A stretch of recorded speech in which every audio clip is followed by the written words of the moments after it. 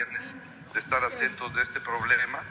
Y hoy, aproximadamente hace una hora, nos notificaron que había indicios de haber visto a los 4 ciudadanos norteamericanos, y hace 35 minutos ya fue plenamente confirmado por la Fiscalía. De los 4, hay 2 de ellos fallecidos, una persona herida y la otra con vida, y ahorita van las ambulancias y el resto del personal de seguridad a dar el apoyo correspondiente pues para el traslado y el apoyo médico que se pueda requerir. Before I begin today, I want to address the attack and the kidnapping of 4 Americans in Mexico on Friday. I've been briefed by the FBI, which is working with Mexican authorities, and senior department officials are working closely with our counterparts at the State Department.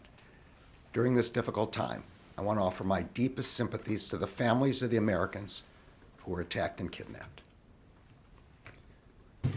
I wanted to start today by addressing the announcement by Mexican officials regarding the status of the 4 Americans attacked in Mexico. We're still working with Mexican officials to learn more and to have all Americans return to the United States. President Biden has been kept updated on this incident. Senior members of the White House have also been engaged. We extend our deepest condolences to their families and friends. For the sake of privacy and out of respect to the families, we are going to refrain from further comment about those circumstances at this time. I can confirm that U.S. officials are in touch with the families of the individuals, but again, we will respect their privacy regarding our conversations with them. We appreciate the hard work of the Justice Department and the FBI, DHS, and DEA for their swift response to this awful incident and for their continued collaboration with Mexican authorities. These U.S. agencies remain in close touch with their counterparts, and we expect that they will share more as they can.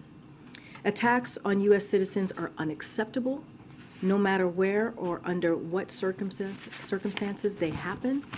We will continue to work closely with the Mexican government to ensure justice is done in this case. Since day one of this administration, we have been focused on disrupting transnational criminal organizations, including Mexican drug cartels and human smugglers. In the past few months, President Biden signed an executive order giving the Department of Treasury expanded authorities to penalize cartel organizations and those who control or enable them.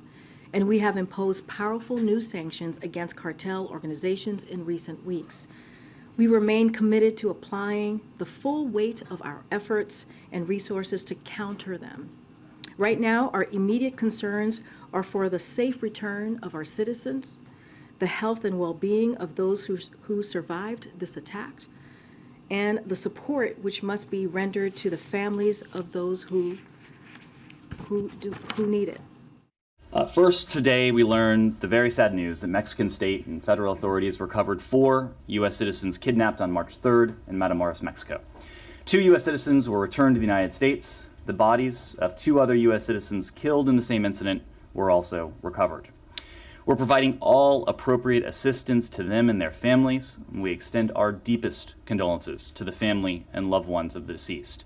We thank our Mexican and U.S. law enforcement partners for their efforts to find these innocent victims, and the task forward is to ensure that justice is done. The 2 survivors have since been repatriated back to the United States. That occurred with the assistance of our Mexican partners, with the assistance of our officials in Mexico. We are in the process of working to repatriate the remains of the 2 Americans who were killed in this incident.